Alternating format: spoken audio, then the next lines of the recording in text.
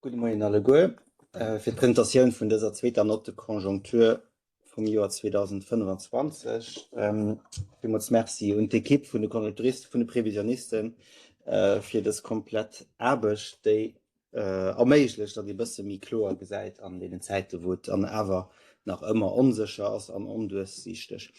6 Mäng, wo man die Lächt not firgestalten, do wo d'Onserscheete rund d'Wirtschafts- an Handelspolitik op engem historischen Héichpunkt. D'Onserscheete sinn haut, wie op der Grafik si nach ëmmer gross mit Katastrophenszenario wat virm Summer noch denkbar werde, dats dann zum Gleck awer net so agetraff.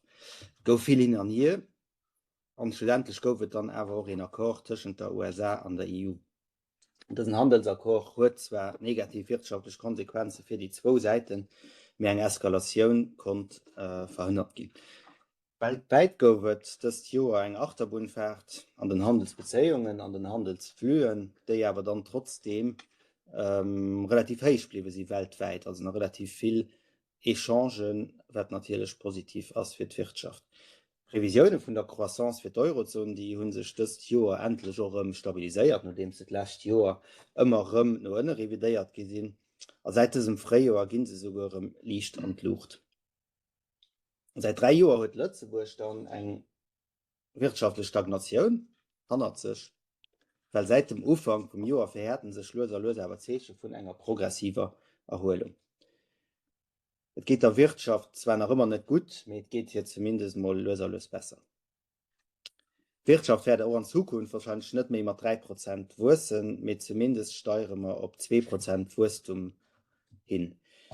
Das wird dann eine erste Phase für allem konjunkturell Gründe, das ist all die negativ konjunkturellen Schocken, die man in den letzten Jahren hatten, die scheinen loserlos zu verschwinden. Ein gewisser Rebond schenkt also konjunkturell dort zu sehen, aber auch strukturell Gründe gi vom Statec analysiert. Ein Beispiel dafür sind Etüden an dieser Not. Da guckt eng Etüd zum Beispiel ob Produktivitätsgewinner, die an den letzten Jahren relativ schwach waren. Da gucken wir, was den Auslöser war. Eng andere Etüd probiert den Impact von der künstlicher Intelligenz auf als Arbeitsplätze anzuschätzen. Und eng dritte Etüd guckt ob Depensen an Défense, was natürlich auch ein Aktualitätsthema hat. Und all das Themenbereiche, das heißt Produktivität, technologische Wandel, Investissementer, Depensen, aber auch Arbeitsplätze, alles das hat natürlich langfristig einen Impact auf unsere potenzielle Wachstum. Die potenzielle Wachstum an den Impact von all dem, was ich gerade gesagt habe, ist natürlich unsicher. Und da wären wir dann noch zurück bei dem Thema, was ich am Anfang angesprochen habe, noch schon für ein halbes Jahr.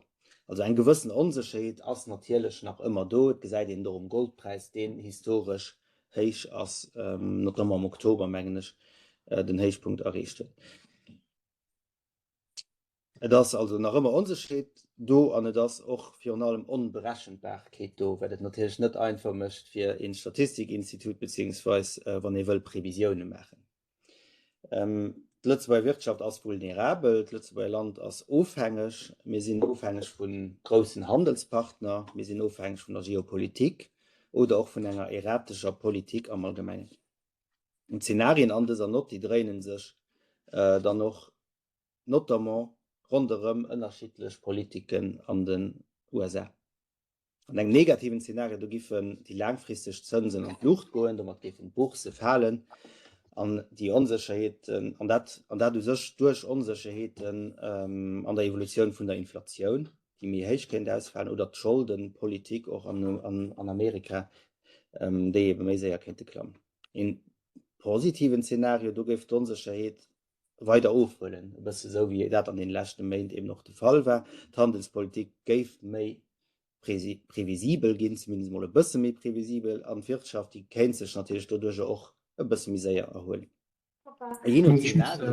Also die favorablen oder den defavorablen geben bei der Wirtschaft nächstes Jahr dann entweder an der Rezession landen oder aber auch stark wachsen mit 2,5%. Also den Ekart zwischen den zwei Szenarien, die liegt bei über 3 Prozentpunkten, was natürlich enorm ist, aber was eben weist, wie unsere Zeiten dann trotzdem aber noch immer sind.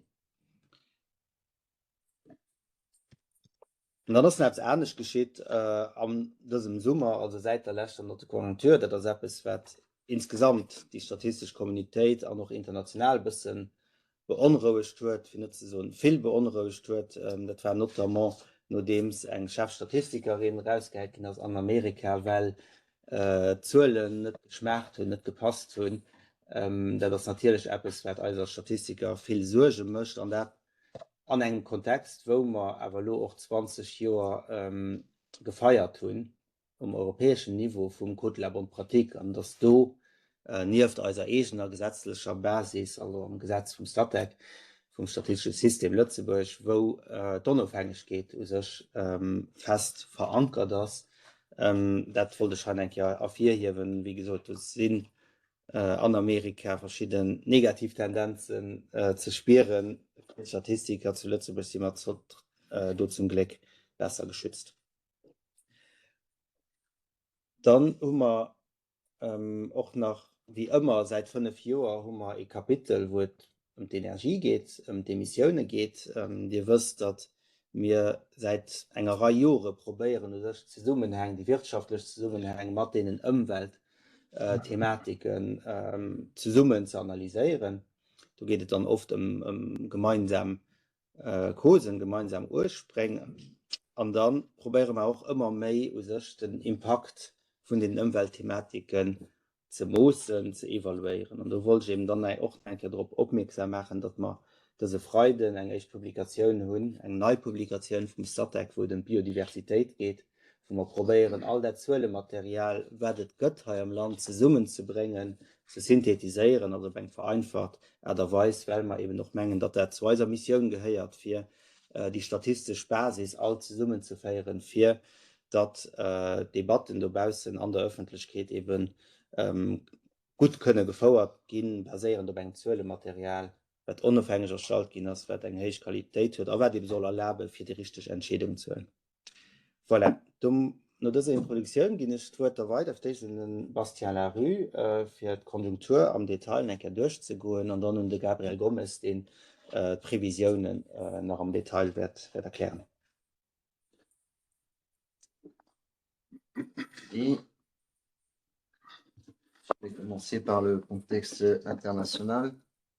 Donc au niveau mondial, eh bien, nous avons eu une résistance relativement bonne de l'activité et du commerce mondial aussi par rapport à ce qui a été encore prévu dans les prévisions de printemps. L'activité a été notamment relativement soutenue aux États-Unis, mais bon, s'il y a un ralentissement, mais c'est mieux que prévu. En Asie aussi, ça a été meilleur qu'escompté. On voit aussi pour la zone euro, c'est le graphique de gauche, voilà que l'activité a relativement bien résisté. Il faut toujours retirer les... vous voyez que l'Irlande voilà, a toujours une énorme contribution aux fluctuations du PIB, mais bon, ça c'est lié à des effets plutôt techniques. Si on regarde le PIB hors Irlande, sur les 3 premiers trimestres, eh bien, l'activité est restée relativement bien orientée. On avait donc une hausse de 0,2% au 3e trimestre qui s'est transformée en 0,3% depuis, depuis vendredi. Voilà, donc c'est un peu mieux que prévu. Il y a aussi quelque chose, quand on s'était vu pour les prévisions de printemps, on était dans une phase où les marchés financiers avaient fortement accusé le coup. Après l'annonce des nouveaux droits de douane, ou même avant en fait, l'annonce des nouveaux droits de douane. Bon, après, voilà, il y a eu ces annonces, il y a eu aussi d'autres annonces, d'autres revirements aussi vis-à-vis de certains pays. Pour certains, c'est devenu mieux, pour d'autres, c'est devenu moins bien. Mais bon, voilà, en tout cas, ça a levé quand même quelques incertitudes.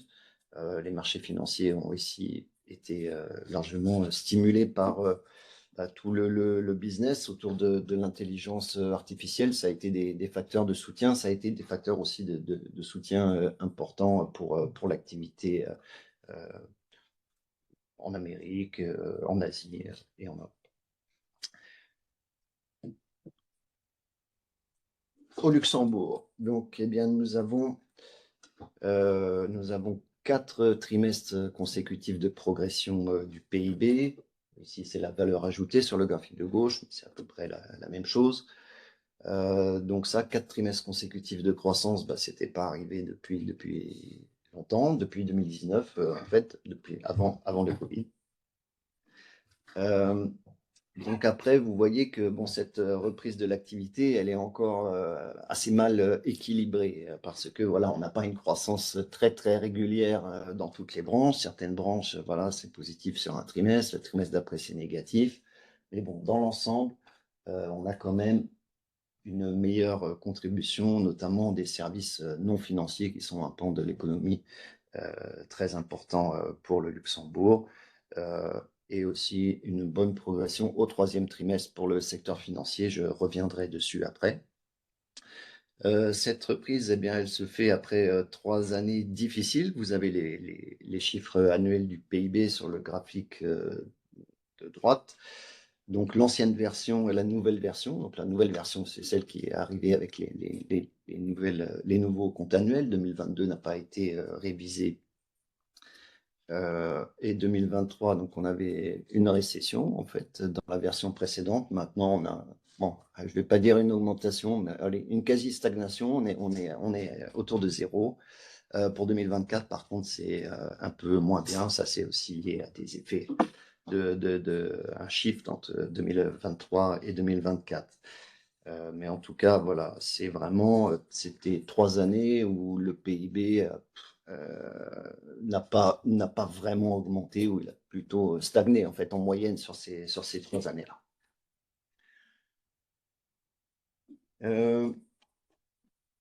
Bon, on continue bien sûr toujours à regarder aussi les chiffres de nos exportations vers les États-Unis pour voir justement s'il y a un impact, hein. Vous savez que le Luxembourg en fait a un taux ce qu'on appelle des droits de douane effectifs relativement élevés, parce que ce qu'on exporte vers les États-Unis, c'est surtout beaucoup de produits de métaux, de l'acier, de l'aluminium. Ces produits-là sont pour l'instant taxés à hauteur de 50%, donc l'impact est potentiellement fort. Quand on regarde le volume des exportations de biens du Luxembourg vers les États-Unis, donc là c'est les volumes, c'est exprimé en tonnes, eh bien, on ne voit pas de tendance d'effondrement ou quoi par rapport à l'année passée. Enfin, les derniers mois, août, c'était plutôt meilleur cette année que l'an dernier, et septembre, c'est à peu près pareil. Voilà, sur l'ensemble des 3 premiers trimestres, des 9 premiers mois de 2025, on a une baisse des volumes de l'ordre de 2% au Luxembourg par rapport à l'année passée. Il faut savoir qu'au niveau de la zone euro, la baisse est de l'ordre de 10%. Donc finalement, la performance luxembourgeoise n'est pas si mauvaise que ça. Il faut aussi bien sûr distinguer les valeurs des volumes. En valeur, nos exportations en fait ont augmenté de 13% en 2025 par rapport à 2024. Toujours exportation de biens vers les États-Unis. Et en fait, la part de marché des États-Unis dans nos exportations de biens, elle est restée stable par rapport aux années précédentes. C'est autour de 3% du total. Donc sur le graphique de droite, ça, ce sont des séries tirées de nos enquêtes de conjoncture. En fait, il y a une question dans ces enquêtes de conjoncture sur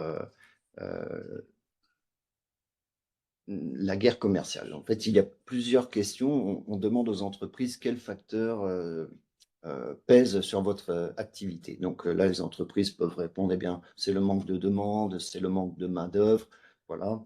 Et il y a d'autres questions qui ont été rajoutées, notamment au moment de la période Covid. Il y avait une question, est-ce que le Covid pèse sur votre activité?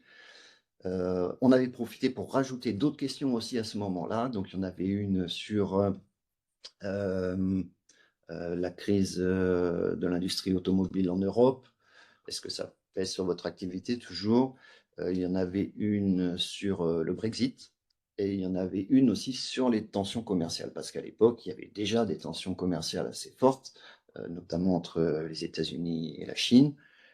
Bon, après, ça, c'était oui, notamment sous le premier mandat Trump, mais en fait, bon, les mesures aussi, on va dire, protectionnistes des États-Unis vis-à-vis de la Chine avaient aussi commencé avant le premier mandat Trump, hein, c'est pas nouveau. Mais bon, maintenant, bien sûr, dans celui-là, c'est beaucoup plus élevé.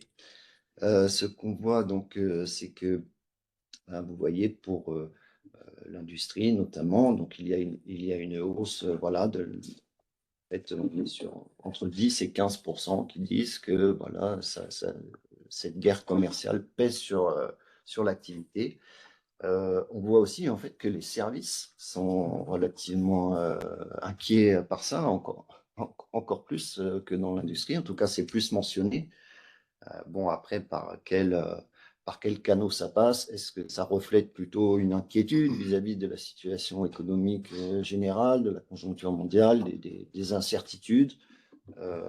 Ou est-ce que ça impacte vraiment directement la marche des affaires de ces services? Bon, ça, on n'a pas ce niveau de détail de réponse. On leur demande simplement si ça contraint leur activité.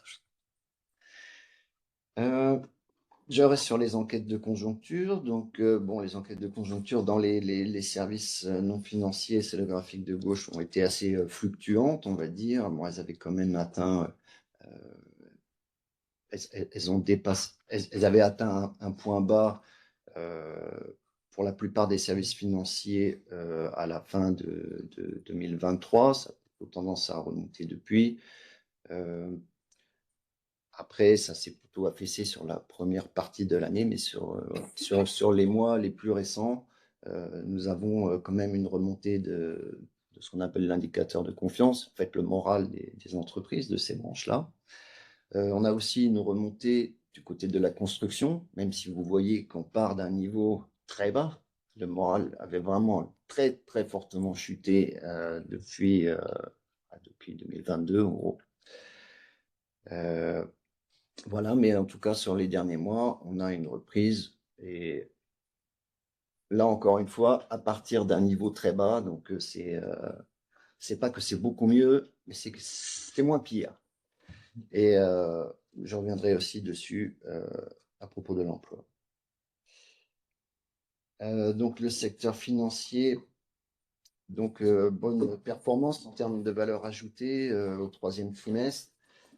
Notamment, c'est beaucoup venu de tout ce qui tourne autour de l'industrie des fonds d'investissement, des émissions nettes d'actifs relativement élevées. Il faut remonter quand même assez loin pour retrouver quelque chose d'aussi positif. Et aussi des bons résultats du côté de l'assurance vie. Au niveau de l'inflation, eh bien, nous avons eu une inflation relativement faible par rapport à la zone euro en 2024. Là, vous voyez que sur les derniers mois, l'inflation luxembourgeoise repasse au-dessus de celle de la zone euro. Bon, ça, c'est lié beaucoup, en fait, à la fin partielle des boucliers tarifaires sur le prix de l'énergie. Ça a fait augmenter voilà, les prix au début de 2025. Il faut savoir que dans beaucoup de pays, en fait, ces boucliers, il y avait eu aussi des boucliers tarifaires, mais ils ont été levés bien avant. Donc, c'est ça, en fait, qui explique un peu le différentiel. Bon, néanmoins, en tendance, voilà, on n'a pas de pression inflationniste élevée en ce moment, ni en zone euro, ni au Luxembourg. Et ça devrait être encore le cas sur l'horizon de prévision. On en reparlera après. Et au niveau des coûts salariaux, eh bien là, nous avons une accélération sur le premier semestre. Il y a notamment eu aussi, bien sûr, l'impact de l'indexation de mai. Ça relance un peu les coûts salariaux. Il y a aussi un mouvement au niveau des cotisations patronales. Ça, c'est un effet un peu technique, mais voilà, il y avait une baisse des cotisations patronales pour compenser une tranche indiciaire, celle de 2023. Voilà, donc ça avait eu un effet à la baisse en 2024. Et là, c'est juste un contre-coup. Après, pour les coûts salariaux, vous verrez ensuite que voilà, là encore une fois, en termes de prévision et conformément aussi à la trajectoire de l'inflation, moins d'inflation, moins d'indexation. Donc voilà, on attend plutôt un ralentissement au niveau des coûts salariaux. Les coûts salariaux, on les regarde, on peut aussi les regarder de manière réelle, hein. Ici, donc, ils sont déflatés par les prix de valeur ajoutée. Et on voit très bien aussi la relation avec la productivité horaire. Ça, c'est un graphique qui est tiré d'une étude qui est dans cette note de conjoncture, qui revient sur les déterminants à court terme de l'évolution de la productivité. Et vous voyez que, bien sûr, l'ensemble voilà, de toutes les années 95 à 2025, on a à peu près une croissance qui est à peu près similaire pour le coût salarial réel horaire et la productivité horaire. C'est surtout en début de période voilà, où il y a eu les hausses les plus fortes. Après, ça s'est calmé quand même de 2000 à 2019, mais sur les dernières années, en fait, on a eu une baisse de la productivité. Et ça, bien sûr, c'est lié au fait que on a eu cette quasi-stagnation de l'activité, même une année de récession. L'emploi n'a pas été impacté de la même manière, même s'il a quand même largement ralenti. On reviendra dessus. Voilà. Ça tient compte de tous les employés, aussi de la fonction publique, ou c'est juste le... Non, ça c'est juste le secteur marchand non financier. privé? C'est souvent ce qu'on prend en référence pour étudier la productivité. Sur le marché du travail, eh bien, on a quelques signaux plus positifs qui se produisent potentiellement aussi en lien, bien sûr, avec ce qu'on voit au niveau du PIB ou de la valeur ajoutée qui a tendance à se reprendre. Ce qui est plus positif, eh bien, c'est qu'on a une contribution, notamment au troisième trimestre, plus meilleure du côté des services marchands non financiers. La construction, donc, qui avait fortement tiré aussi l'évolution de l'emploi vers le bas sur les années passées, le fait beaucoup moins. Bon, là, c'est des chiffres en variation annuelle. Donc, en variation annuelle, ça tire encore un petit peu vers le bas. Mais si on regarde des données désaisonnalisées récentes, en fait, les effectifs de la construction se sont stabilisés, voire même réaugmentent un petit peu sur les derniers mois. Pourquoi vous dites non? Parce que moi, je vois toutes les faillites et tous les gens qui partent hein, et qui sont plus inscrits au chômage parce qu'ils quittent le pays. C'est ça le problème. Oui, mais bon, en tout cas, l'emploi dans la construction, si on regarde les derniers chiffres, il réaugmente un peu. En tout cas, il ne baisse plus. Et ça, c'est déjà depuis plusieurs mois. Donc voilà, cette reprise que l'on a au niveau de l'emploi, c'est un début de reprise. Hein. C'est pas non plus, on est loin encore d'arriver sur des taux de croissance impressionnants et comparables à ceux du passé.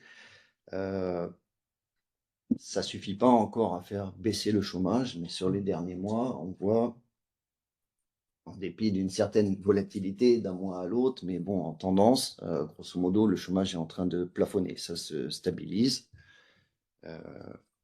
Et on escompte que, voilà, on pourra, si bien sûr, si cette reprise de l'activité se confirme, et avec un impact positif sur l'emploi, eh bien, ça pourrait entraîner le chômage à la baisse, pas de manière très forte, mais un petit peu. On reviendra dessus quand on parlera des prévisions.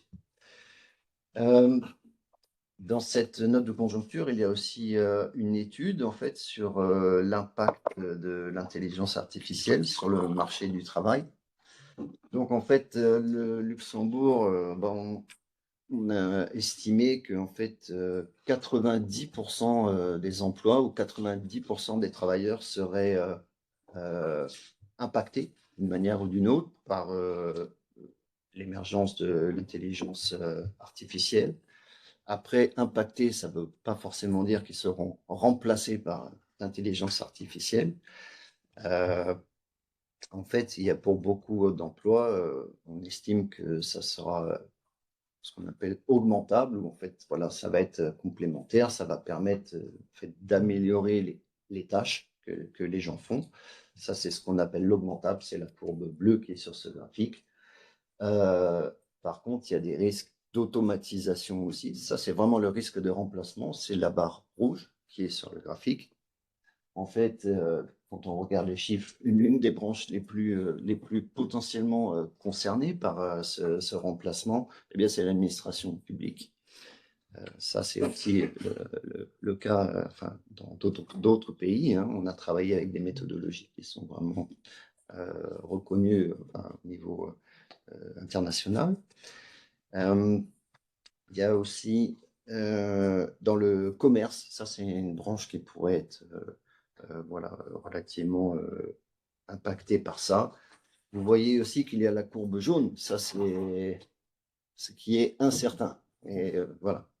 Donc en fait, on ne peut pas forcément tout catégoriser automatiquement.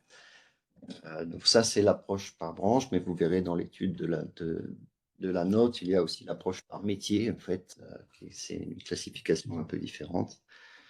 Voilà, en tout cas, c'est beaucoup quand même de métiers liés, voilà, tout ce qui est un peu travail administratif. Alors, c'est pas forcément administration du secteur public, hein, c'est administration en général.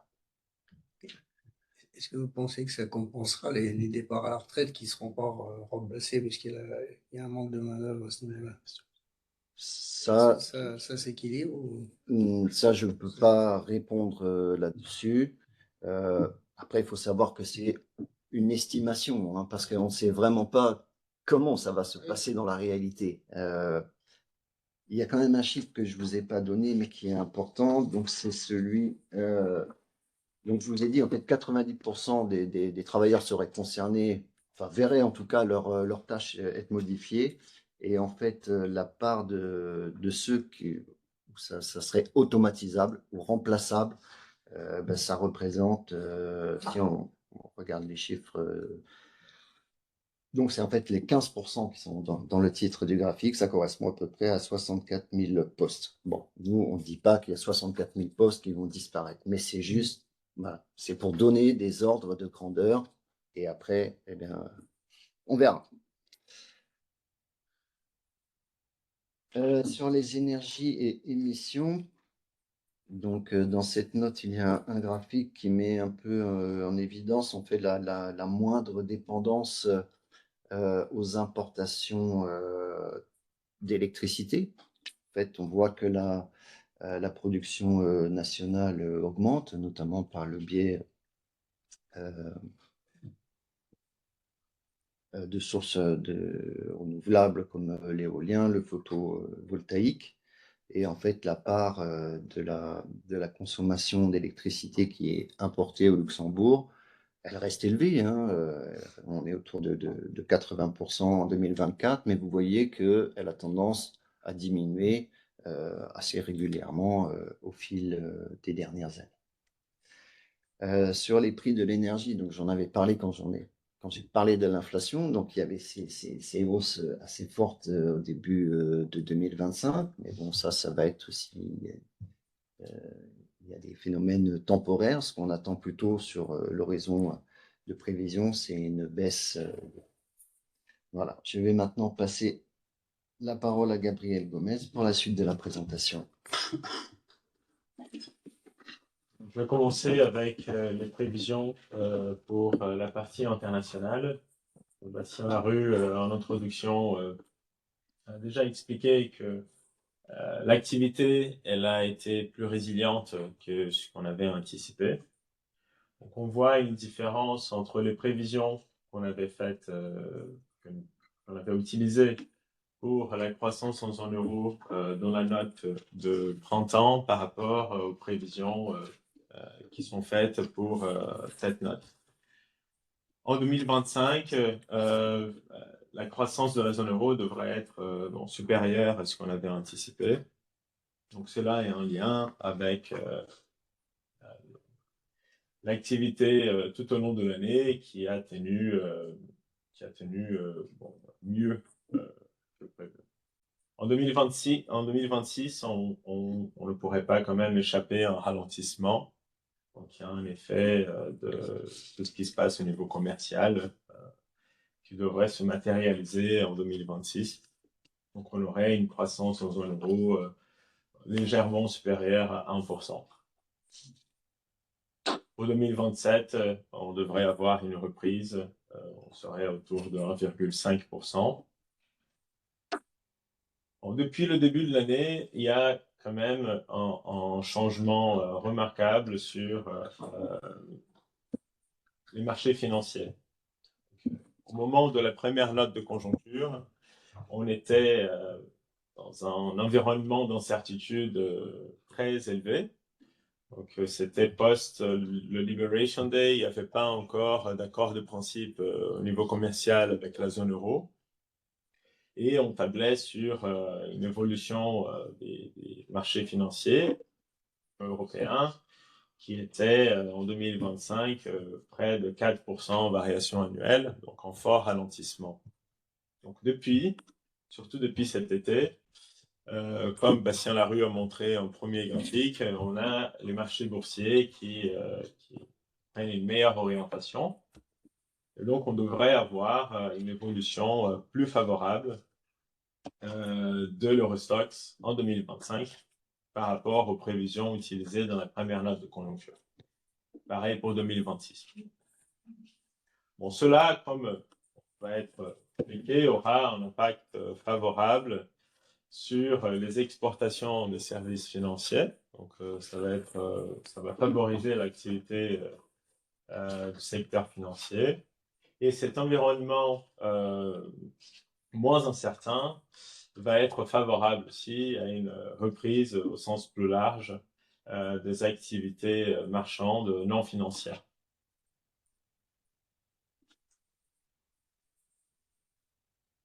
Donc, en termes de croissance, on a eu 3 années avec des taux de croissance soit négatifs, soit très faibles.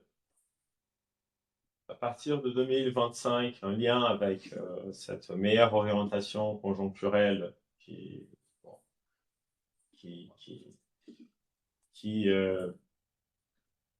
comme Bastien a dit, on a eu 4 trimestres de croissance positive.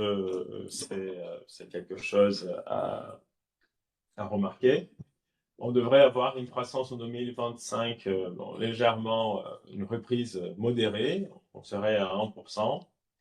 Pour ensuite une accélération en 2026 à 2027. Donc en 2026, on serait légèrement au-dessus de 1,5% et en 2027, on serait proche de 2%. Cela est à nuancer, on serait quand même loin des taux de croissance observés pour des années 2000. Donc, et un niveau de croissance, en taux de croissance certes par rapport au passé récent qui est meilleur, mais d'un point de vue historique, on reste à une croissance modérée. En termes de écart de production, qui est une mesure que nous, les économistes, on utilise pour comparer le potentiel de croissance de l'économie avec la croissance matérialisée. Donc, on aurait quand même un écart de production sur tout le long de la prévision qui serait négatif.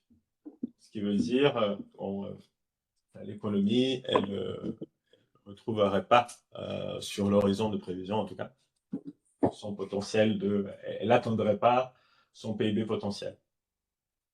Il y a différentes raisons à cela, comme c'est présenté dans la note, mais je vais revenir sur ce point. Mais on peut identifier à la fois un ralentissement de l'emploi, donc qui limite le potentiel de croissance de l'économie, mais aussi une baisse de taux d'investissement qui limite également la formation de capital. Donc ces deux effets combinés expliquent un ralentissement de la croissance de l'économie.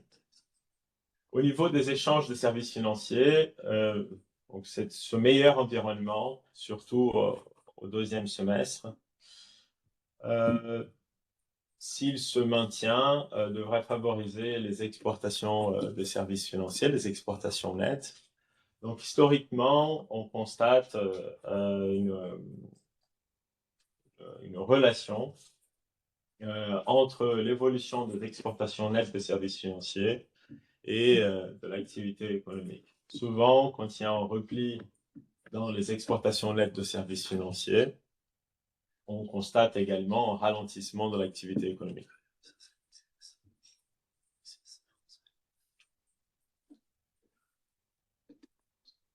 Bon, Bastien Larue vous a montré la partie observée sur les activités marchandes. Bon, il est vrai que ne faut pas oublier qu'on sort de plusieurs crises. On a eu la crise sanitaire qui a été suivie d'une crise énergétique. Cette crise énergétique a traîné avec la sortie de crise Covid à une poussée de l'inflation. Cela a contraint la Banque centrale européenne à augmenter ses taux. Donc, on a eu une hausse des taux d'intérêt. Donc, cela a pénalisé à la fois le secteur financier en termes réels, mais aussi les activités marchandes au sens large.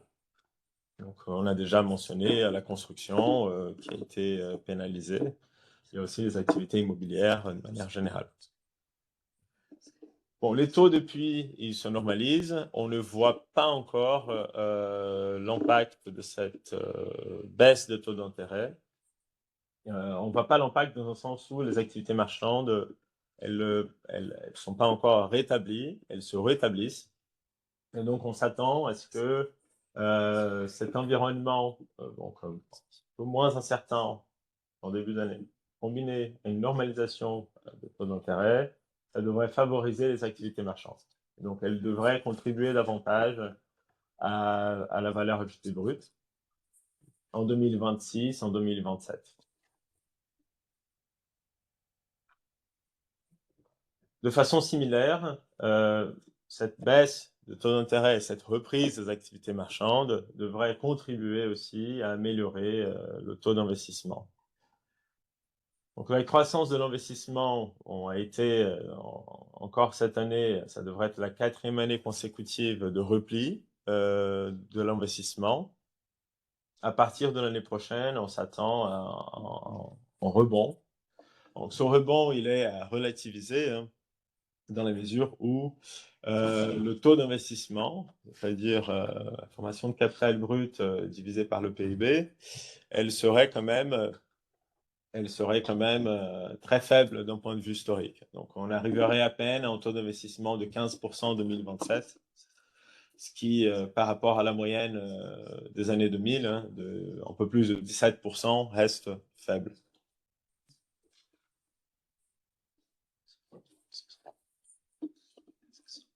Bon, au niveau de l'inflation, on constate une stabilisation de l'inflation qui converge vers la cible de 2% de la BCE, malgré un rebond en début d'année lié à la levée partielle de boucliers tarifaires.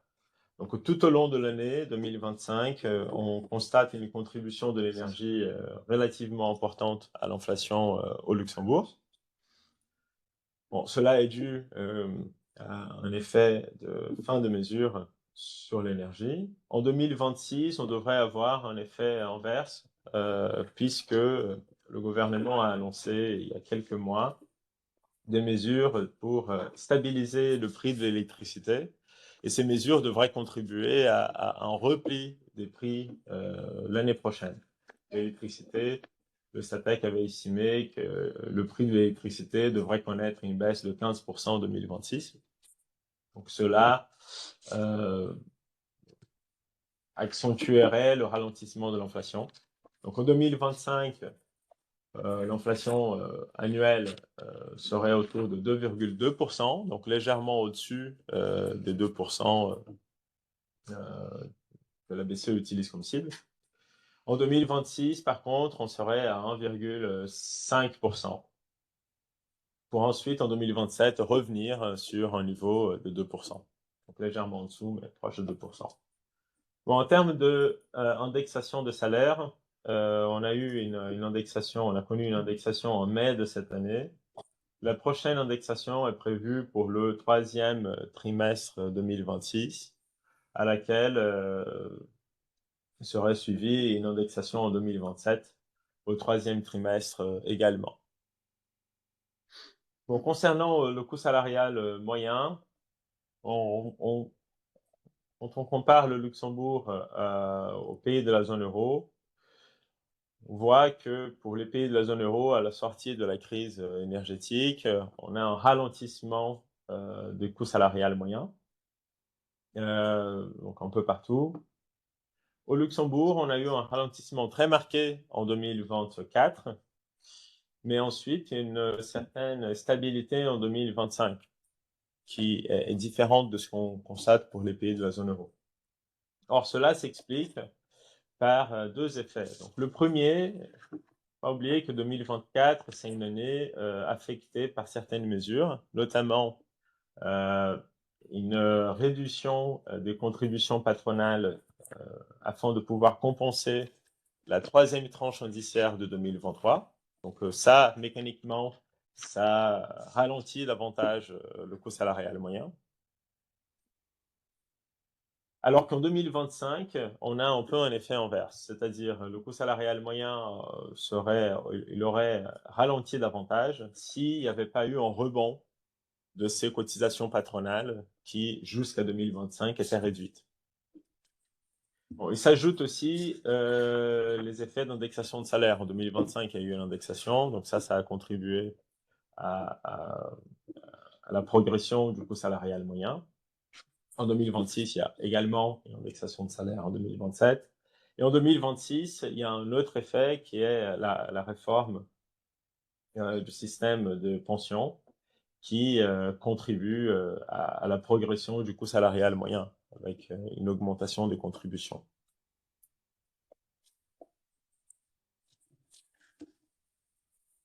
Alors, cette reprise de l'activité dont j'ai parlé tout à l'heure dans le secteur, dans les services marchands, tant financiers que non financiers, donc elle devrait se refléter sur le marché du travail.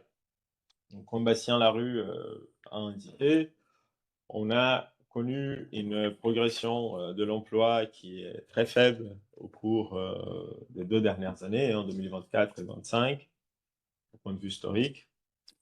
Donc, la reprise des activités marchandes, elle devrait favoriser une certaine reprise de l'emploi.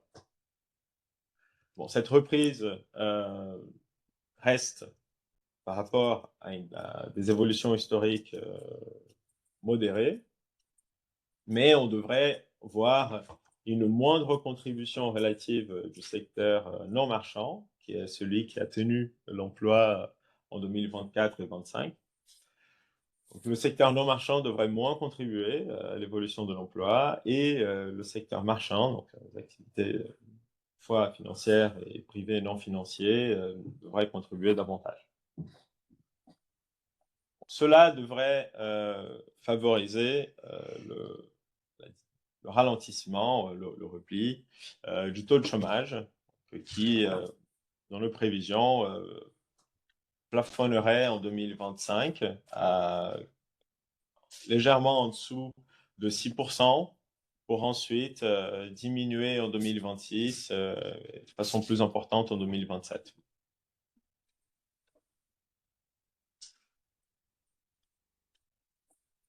Alors, concernant les finances publiques, donc on a eu 4 années de forte croissance de recettes publiques qui devraient ralentir en 2025 et afficher une progression modérée sur les 2 années suivantes. Donc, ce ralentissement de recettes, donc, il est lié à différents facteurs. On peut citer les allègements fiscaux prévus dans le Pact qui ont diminué la charge fiscale pour les ménages, mais aussi pour les entreprises. Bon, il y a aussi des éléments plus conjoncturels, hein, avec le ralentissement de l'emploi. Il y a donc les impôts sur les salaires baissent moins vite. On constate même un repli sur les 10 premiers mois de 2025. Il y a aussi les soldes sur les années passées. Donc, on a connu des évolutions exceptionnelles, hein, pour ainsi dire, en 2023 et 2024, sur le solde des entreprises liées aux exercices passés. Donc, il y avait 93% de hausse en 2023, 41% en 2024. Sur les 10 premiers mois de l'année, on est en repli de 4%. Donc, cela ralentit les recettes de l'État. Alors que du côté des dépenses, on a un rythme qui se maintient relativement soutenu. À la fois, on peut citer l'accord salarial, révision du point indiciaire dans la fonction publique. On peut citer aussi l'indexation de salaire qui a eu lieu en 2025, mais aussi l'évolution de l'emploi dans la fonction publique. Donc le tout augmente les dépenses, donc maintient un rythme soutenu des dépenses. À côté de cela, pour des facteurs un peu plus, à la fois conjoncturels, mais il y a aussi une part structurelle, on peut citer les prestations sociales qui ont continué d'augmenter. Donc à la fois parce qu'on a un taux de chômage qui était plus élevé, donc cela augmente les dépenses en prestations sociales, mais aussi parce qu'on a eu une accélération des départs à la retraite en 2025. Donc sur les départs à la retraite, post-réforme, cela a eu un impact positif sur nos prévisions au niveau de recettes par rapport à la première note de conjoncture pour 2026 en 2027.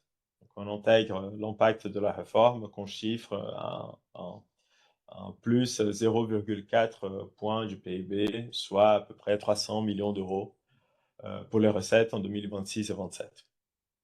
Bon, cet effet combiné des dépenses qui gardent un rythme soutenu autour de 6%, avec des recettes qui ralentissent, donc devrait détériorer le solde public sur le rythme de prévision.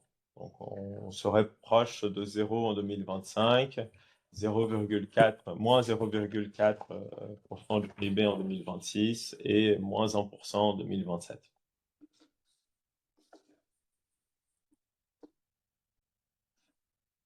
Cette note, elle inclut également une étude concernant la proposition de loi budgétaire, et plus précisément les futures dépenses militaires prévues.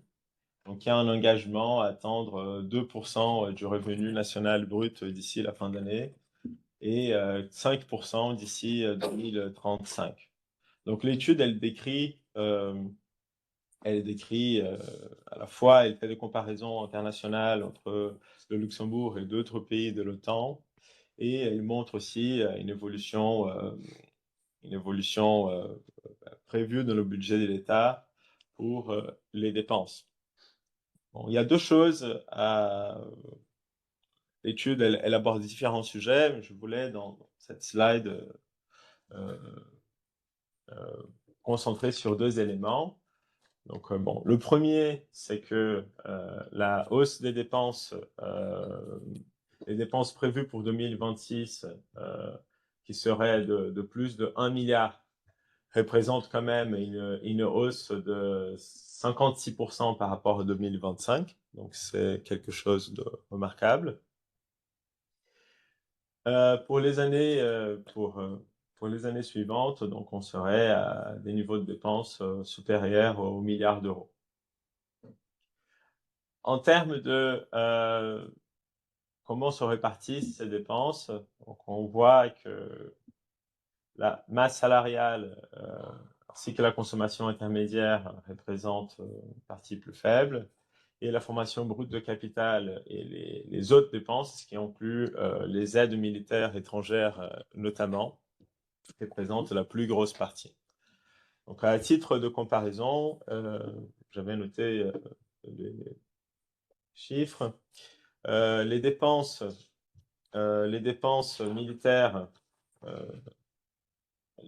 militaires, liées au salaire au Luxembourg représentent un peu plus de 20%, alors que dans les pays de la zone euro, ça représente plus de 40%. Donc, donc nos dépenses, elles ont une part relativement importante qui est allouée à l'aide militaire étrangère. Donc, le graphique de droite, on compare sur la période observée quelle est la part du budget de la défense qui est allouée à l'aide militaire étrangère, et le Luxembourg a une part qui est vraiment très importante.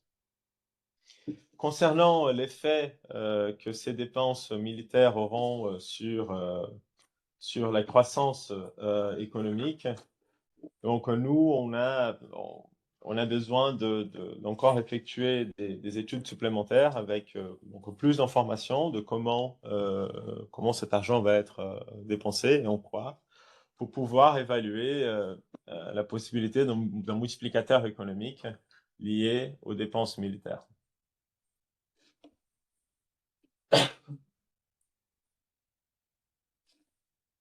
Donc, concernant les émissions, donc la partie énergie et émissions, bon, il y a deux éléments qui sont sur lesquels je veux me concentrer. Donc, le premier, c'est que les ventes de carburant, elles connaissent une baisse structurelle. Donc, cette baisse structurelle, elle est liée, bien entendu, à l'implémentation, à la mise en place de la taxe CO2, qui connaît des augmentations de 5 € par tonne de CO2 depuis 2021. Donc, cela a rendu les prix luxembourgeois des carburants moins attractifs par rapport à celui des pays voisins, donc surtout pour le professionnel. Donc, cela baisse les ventes de carburant, ce qui a un impact,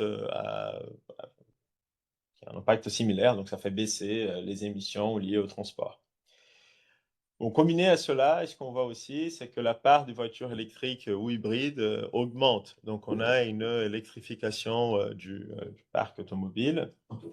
Donc, ces deux éléments contribuent à faire baisser les émissions du transport. Donc, quand on regarde le graphique de gauche, depuis 2021, les émissions, elles sont en baisse et nos prévisions tablent sur une continuité de cette baisse.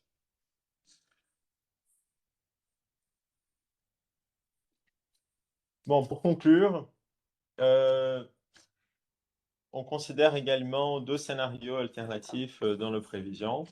Donc, pour cette note, ces deux scénarios, ils sont liés à toute l'incertitude autour de la politique commerciale, budgétaire et monétaire aux États-Unis.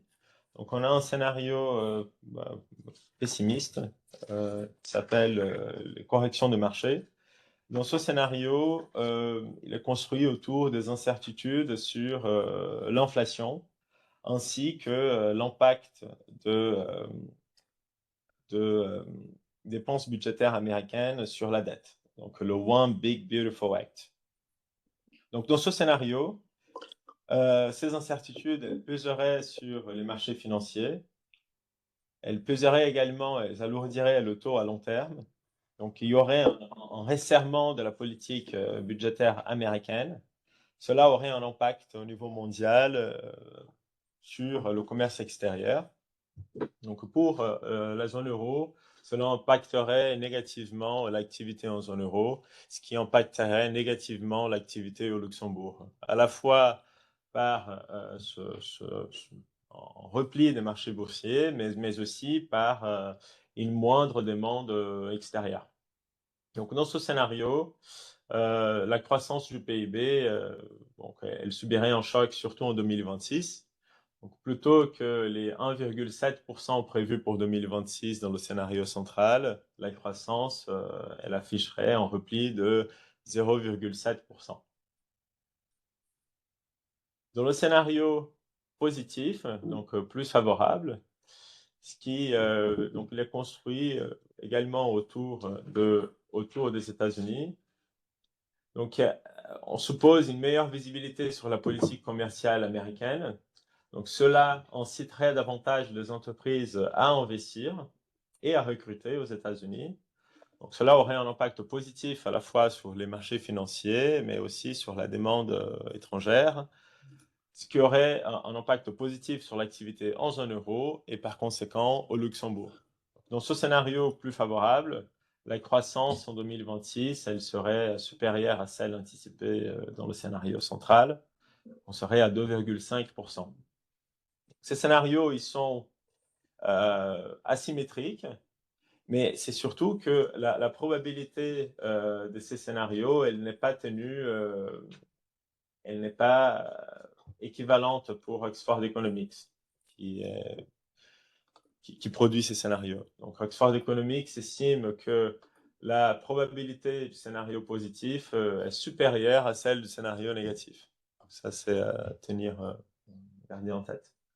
En ce qui concerne les autres variables macroéconomiques présentées sur ce tableau, je ne vais pas regarder une par une, mais elles suivent la même direction du choc du scénario sur le PIB. Donc, c'est-à-dire le scénario négatif, on a une activité qui est plus faible. Cela se traduit dans une évolution de l'emploi qui est également plus faible, avec un taux de chômage qui est plus élevé, une inflation qui va être plus basse, parce que c'est un lien avec une activité moindre, affaiblie, un coût salarial moyen qui ralentit davantage, un solde public qui est détérioré par rapport au scénario central, et des émissions qui sont plus faibles. Le scénario optimiste, c'est dans l'autre sens. Donc avec ce tableau résumé, qui vous permet de voir les principaux les chiffres souvent les plus regardés, je conclus et à vous, à vos questions.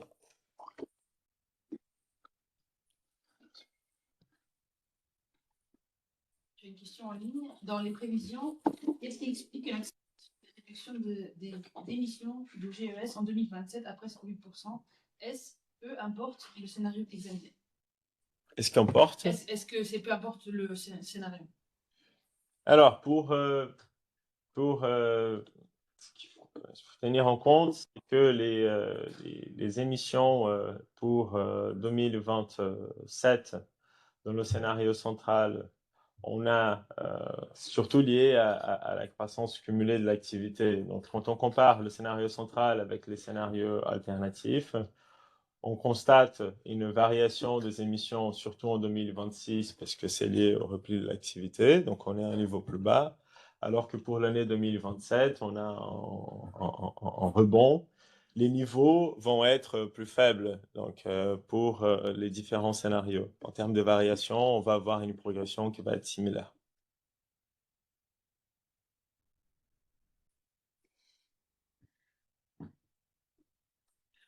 Oui, vas-y. Oui, Sébastien. Donc, merci pour la présentation, merci pour les prévisions, merci pour les études. Est-ce que c'est possible de revenir sur les comparaisons, donc exportation vis-à-vis des États-Unis? C'était en milliers de tonnes. Et je me demandais dans quelle mesure c'est robuste de fait à la changement de composition, en fait. Parce que c'est-à-dire que si vous commencez à avoir, surtout à Luxembourg, si Bien vous sûr. commencez à avoir un producteur de GPU, ça va évidemment être sous-représenté. Oui. Effectivement, enfin, exporter voilà, 1 kilo d'or ou 1 kilo de cacahuètes, c'est pas la même chose. Mais ça, bon, il y a plus de détails aussi par produit hein, dans la note qui sont donnés. Après, on a vraiment focusé aussi sur les produits en fait qui ont été les plus taxés, notamment les métaux. Bon, là, il y a un repli. Ce qu'on voit aussi, c'est que en fait, pour plein de catégories de produits, on n'a pas de tendance claire. Ok. Pas de tendance nette. Des fois, voilà, ça baisse au milieu d'année, ça remonte sur la fin d'année, ou alors ça augmente à un moment où on l'attend pas vraiment, et le mois d'après, ça change. Et c'est le cas pour beaucoup de pays aussi, hein, Ok. de la zone euro. Il faut savoir aussi que, je sais pas, Les mouvements les plus nets, quand même, s'observent pour l'Allemagne, notamment au niveau des exportations de voitures vers les États-Unis. Là, vraiment, on voit un impact quand même assez clair.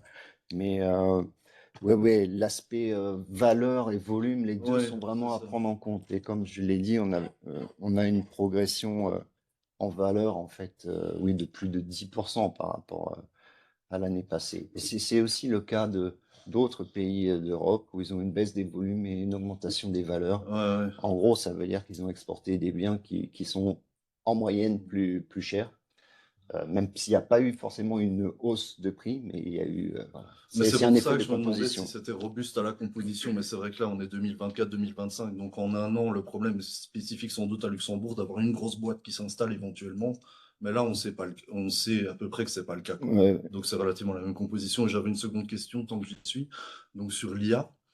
Donc l'étude est assez intéressante parce que donc elle utilise aussi, Honnête. Enfin moi j'ai eu l'occasion de travailler un peu sur cette thématique-là.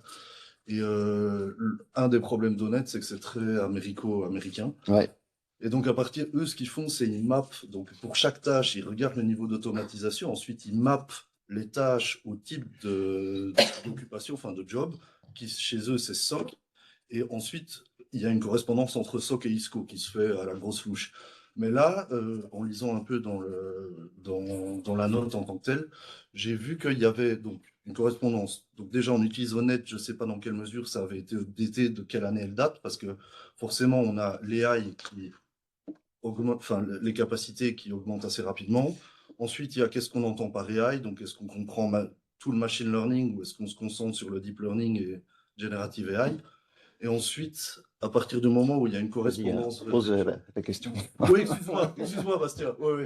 Donc ma question, en gros, c'est dans quelle mesure vous pensez que ça peut être biaisé par ce type de mapping qui évolue très vite Ouais. et donc qui va encore évoluer avec le temps, et dans quelle mesure c'était nécessaire de passer par PCS et NAF plutôt que de faire direct un mapping tâche, SOC, ISCO, et d'utiliser les données qu'on a à Luxembourg. Bon, ça, sur le dernier point, je vais pas te répondre parce que enfin, je m'en suis pas occupé directement.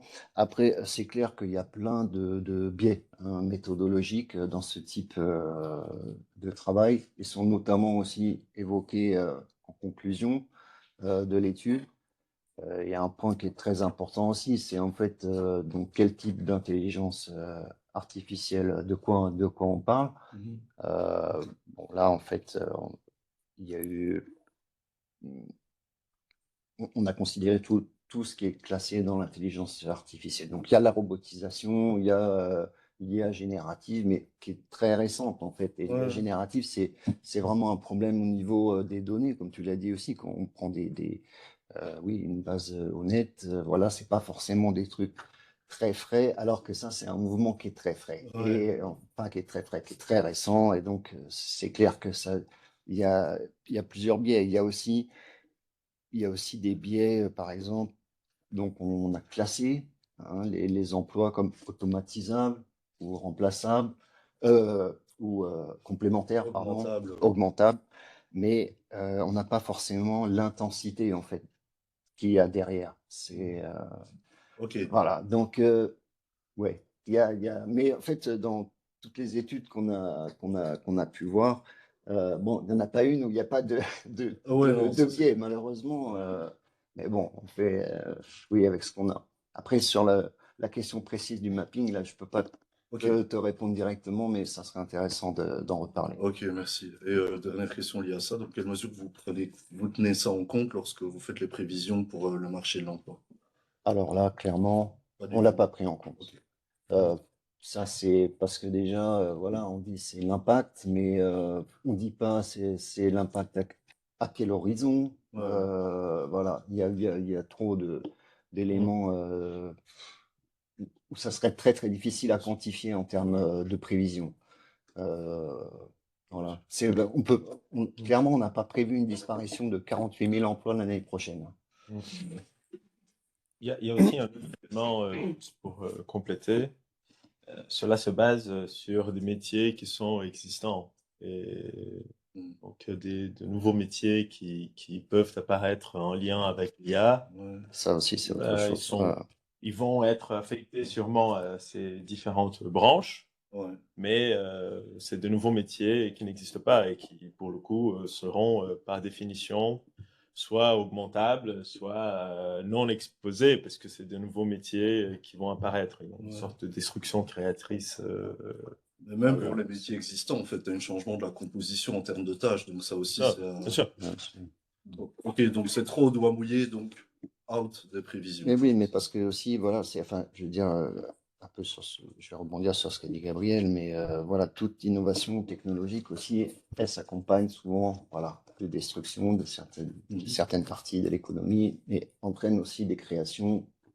Pour l'instant, voilà, ça, on n'en est pas encore là, on va voir. Mais pour l'instant, moi, j'ai pas vu d'études en fait sur des données observées et qui disent ben, cette année, en fait, l'IA, elle a déjà supprimé 10 000 emplois. Non, ça, enfin, j'en ai pas vu. Peut-être que vous en connaissez, mais moi, j'en ai pas vu. C'est juste, en fait, l'idée, c'était plutôt de voir déjà le périmètre qui était concerné et dans quelle mesure ça pouvait être aussi impacté négativement. Mais non, clairement, quand on fait de la prévision comme ça, là, on serait plus dans des exercices de prospective et encore qui se baseraient sur des hypothèses très fortes.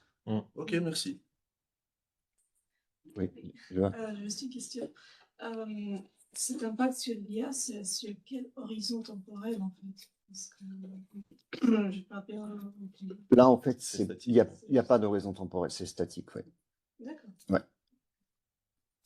Parce que bon, après, il y a des études très contradictoires actuellement sur les impacts de l'IA, même à l'échelle, enfin, même le FMI, la Banque mondiale, etc., qui ont des études hyper contradictoires. Ouais. Et bon, après, pour Luxembourg, vous dites que vous n'avez pas pris ça pour faire les prévisions pour le marché du travail, mais en même temps, vous avez dit sur le marché du travail que le secteur non marchand, enfin, la branche non marchande, va plus baisser de son activité, alors que le marchand va augmenter. Et dans l'IA, donc c'est l'administration publique qui va diminuer, enfin, si j'ai bien compris. Mais c'est un peu peu on peut dire. Non, enfin, non. Mais il y a un lien, moi, je trouve, quelque part. C'est un peu trop flou pour l'instant parce qu'on n'a pas assez de données pour dire exactement quel serait. Enfin, nous, clairement, on n'a pas de lien en fait, avec notre prévision de l'emploi public et le développement de l'IA. Hein. Oui, il n'y a pas de lien. Il n'y en a pas. Compris, oui, il y avait encore une question. Pour poursuivre sur le sujet, est-ce que vous avez déjà des études, des prévisions d'impact de l'IA versus l'emploi versus la productivité? Est-ce que vous pensez qu'on peut le quantifier? Comme dit madame, il y a beaucoup d'études. Je ne comprends pas trop la question, en fait.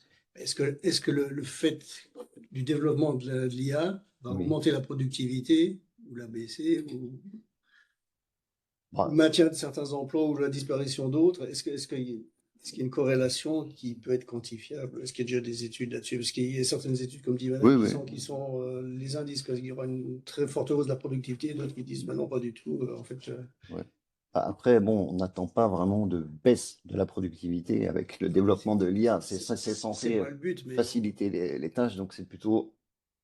L'idée, c'est plutôt d'augmenter la productivité. Mais ça, non, ça, on ne l'a pas nous quantifié, en tout cas, dans le cadre de nos prévisions. Par contre, des études existantes, ça existe. Et les fourchettes sont du 0 à beaucoup plus, sur 10 ans. Ça dépend aussi de l'échelle temporelle qu'on considère. Donc, on parle de gain de productivité à quel horizon. Donc, ça aussi, c'est un autre facteur. Bon, la vérité est qu'il n'y a pas de chiffre unique sur l'impact attendu de la révolution IA qui est en cours.